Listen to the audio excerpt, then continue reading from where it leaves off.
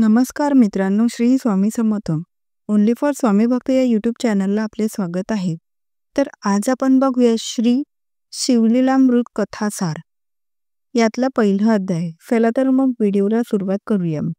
दशरथ राजा व कलावत. श्री गणेशाय नमः. शिवस्तुती. हे शिवशंकर, तू सर्वांचा आधी आहेस, विश्वाचे आदिबीज आहेस. उत्पत्ती, स्थिती आणि लय ही तुझी शाश्वत लीला आहे. तू जीवांना गहन कर्मबंधनातून सोडवितोस. मनाला मोहित करणारा मदनाचे दमन करणारा शंकरा, तुझा जय जयकार असो. हे शिवा, तू भक्त वत्सल व भक्ताभिमानी आहेस. जगाच्या कल्याणासाठी हलाहल प्राशन केल्यामुळे तुझा कंठ नीलवर्ण झाला आहे. हे उमापती, तुझ्या मस्तकावरील जटांमध्ये स्वर्गलोकेची मंदाकिनी विराजमान आहे. तुझी अंगकांती कापरांसारखी गौरवर्ण आहे. तुझ्या विशाल भाल प्रदेशांवर मृगचिन्ह धारण करणारा चंद्र फारच शोभून दिसतो. तू देवाचा सेनापती कार्तिकेय याचा पिता आहेस. नागाचे रक्षण करणारा असा तू गणपतीचा जनक नागनाथ हे नाम धारण करून ज्योतिर्लिंग स्वरूपात राहतोस. पराक्रमाचा सूर्य ही तुझी पदवी त्रिपुरासुराचा वध करून तू सार्थ केलीस. हे शंभो, तू विश्वातील सर्व घडामोडींना साक्षी असतोस. तुझ्या न कळत काहीही घडत नाही. सर्व प्रकारच्या भयांचा नाश करणारा आणि संसारातून मुक्त करणारा असा तू सर्वांगी नित्य भस्मलेपन करतोस. तू या संपूर्ण विश्वाला सर्व काळ अंतभार्य व्यापून आहेस. स्वर्गातील मंदाकिनी ही गंगा या नावाने पृथ्वी तलावावर आली. तिच्या तीरावर श्री क्षेत्र काशी येथे तू विश्वेश्वर नावाने विहार करतोस. तू उज्जयिनी येथे महाकाल नावाने प्रसिद्ध आहेस. तू सौराष्ट्र देशात सोमनाथ या नावाने अधिष्ठित आहेत. तू भीमाशंकर या नावानेही प्रसिद्ध आहेस. तू रावणाचा वध करणाऱ्या श्री रामाला अत्यंत प्रिय आहेस. तो दशरथ नंदन तुझ्या समोर हात जोडून जेथे उभा आहे तेथे तू रामेश्वर नावाने जगतगुरु म्हणून नित्य अधिष्ठित आहेस. हे देवा, तू गुणांचा इतका अथांग सागर आहेस की त्यात बुद्धी, चित्त व तर्क कितीही पोहले तरी त्यांना त्याचा पार लागणे केवळ अशक्य. हे प्रभू, सुवर्ण पर्वतासह पृथ्वीचे वजन करण्यासाठी एवढा मोठा तराजू मी काढून आणू? आकाश साठवून ठेवण्यासाठी भांडे कुठून आणू? समुद्राचे पाणी आणि वाळूचे कण कोणत्या मापाने मोजू? तुझी थोरवी सांगणारी ग्रंथरचना कशी करू? पण हीच गोष्ट तू स्वतः सिद्धीस न्यायची ठरवून माझ्यावर कृपा केलीस तर अशक्य ते काय? सत्यवतीचा महाज्ञानी पुत्र व्यास हा तुझे महात्म्यरूपी आकाश भेदीत गेला होता, पण त्यालाही त्याचा अंत लागला नाही आणि म्हणून तो विनम्र भावाने तटस्थ राहिला. मी तर मंदगती पामर आहे. तुझ्या थोरवीच्या आकाशात मी कसा संचार करणार? पण तरीही प्राप्त जन्माचे सार्थक व्हावे म्हणून मी तुझ्या गुणांच्या सागरात मासा होऊन विहार करणार आहे. माझ्यावर तुझी कृपा दृष्टी असू दे.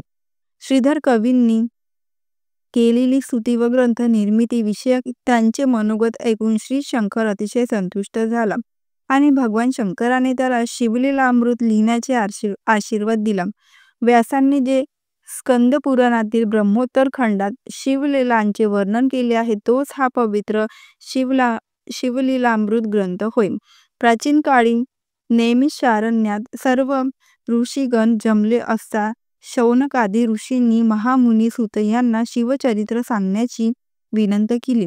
तेव्हा सूत मुनींनी ओम नमः शिवाय या षडाक्षरी शिवमंत्राचा महिमा सांगितला आणि हा सर्वश्रेष्ठ मंत्र असल्याचे सांगितले. तसेच नमः शिवाय हा 5 अक्षरी मंत्र तितकाच प्रभावी व फलदायी असल्याचेही सांगितले. या शिवमंत्राच्या पठण प्रभावाने दुःख, दारिद्र्य, भय, शोक, काम, क्रोध, भेदभाव व पातकी यांचा नाश होतो. पाठकाला समाधान प्राप्त होते, धैर्य येते, त्याचे पोषण होते. शास्त्रकांमध्ये वेदांत, तीर्थांमध्ये प्रयाग, क्षेत्रांमध्ये काशी, शस्त्रांमध्ये पाशुपत शास्त्र, देवांमध्ये शंकर व पर्वतांमध्ये मेरू पर्वत श्रेष्ठ आहे.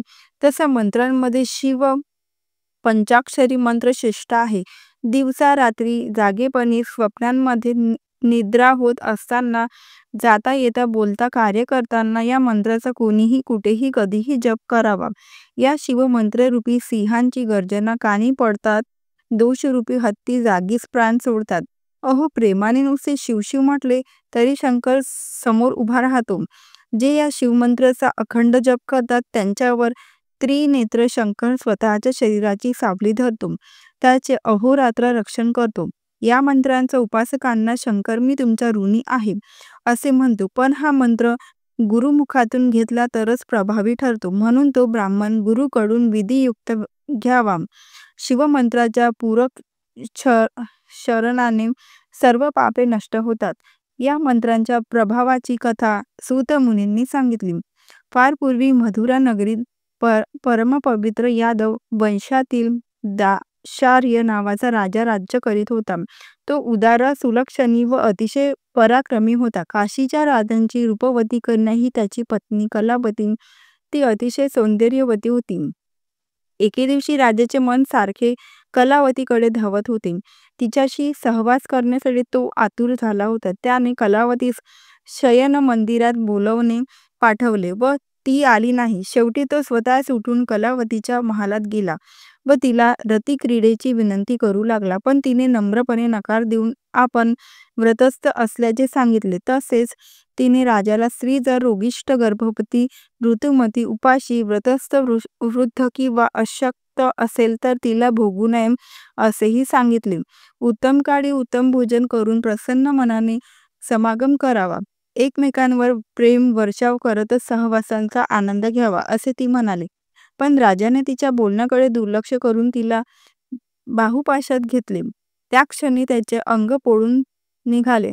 राजाने राणीला याचे कारण विचारले. कलावतीने अनसूया पुत्र दुर्वास ऋषी हे तिचे गुरु असून त्यांनी तिला शिवपंचाक्षर मंत्राची शिक्षा दिली आहे, त्याचा हा प्रभाव असल्याचे सांगितले. तिचे शरीर शीतल असून राजाचे शरीर अपवित्र असल्याचे, त्याचे अंग पोळल्याचेही सांगितले. श्री गुरूंच्या कृपाप्रसादाने अंतर्ज्ञान प्राप्त असलेल्या कलावतीने राजाला त्याच्याकडून जप, तप, शिवपूजन, गुरूंची सेवा असे कोणतेही कर्म न घडल्याने त्याला पुढे दारुण नरकयातना भोगाव्या लागणार आहेत हेही सांगितले आणि हे सर्व टाळायचे असेल तर राजाने स्वतःच्या उद्धारासाठी काहीतरी साधन केले पाहिजे असे सुचवले. ते ऐकून राजाला पश्चाताप झाला.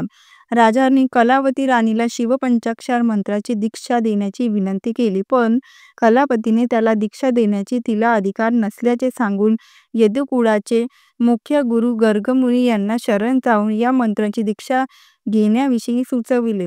राजाला ते पटले नाही. तो राणीसह गर्गमुनींच्या आश्रमात गेला. त्याने गर्गमुनींना वंदन करून नम्रपणे मंत्राची दीक्षा देण्याविषयी प्रार्थना केली. जे गुरुला शरण जातात, त्यांची भक्ती व त्यांच्या उपदेशाचे निष्ठेने पालन करतात, ते धन्य होतं. दाशार्य राजाची शरणता पश्चाताप खरा असल्याचे ओळखून गर्गमुनींनी त्याला शिवपंचाक्षर मंत्राचा उपदेश केला. गुरुमुखातून शिवपंचाक्षरी मंत्र ऐकताच त्याची धगस असह्य होऊन राजाच्या शरीरातील असंख्य पापे कावळ्यांच्या रूपाने त्याच्या देहातून तडफडत बाहेर पडली. त्यापैकी कित्येक कावळ्यांचे पंख जळून गेले होते, तर कित्येक कावळे बाहेर पडता पडता भस्मसात झाले होते. ते दृश्य राजा आश्चर्याने पाहत होता. ते कावळे निघून जाताच राजाचा देह देवांसारखा दिव्य झाला. त्याला अतिशय आनंद झाला. राणी कलावती खरोखरच चतुर होती. तिने दाशार्य राजाचा उद्धार केला. नंतरच्या काळात राजा गुरुपदिष्ट शिवपंचाक्षर मंत्राचा नियमित जप करू लागला. त्यामुळे शिवकृपेने त्याचे राज्य वाढले. तेथे कधीही कसलीच कमतरता जाणवली नाही. तसेच त्यानंतर राणी कलावतीला आलिंगन देताना राजाला कधीही दाहकता जाणवली नाही. अशा प्रकारे राजाने बहुत काळ सुखाने राज्य केले व प्रजेला आनंदात ठेवले. श्री साव सदा शिवार्पणमस्तु.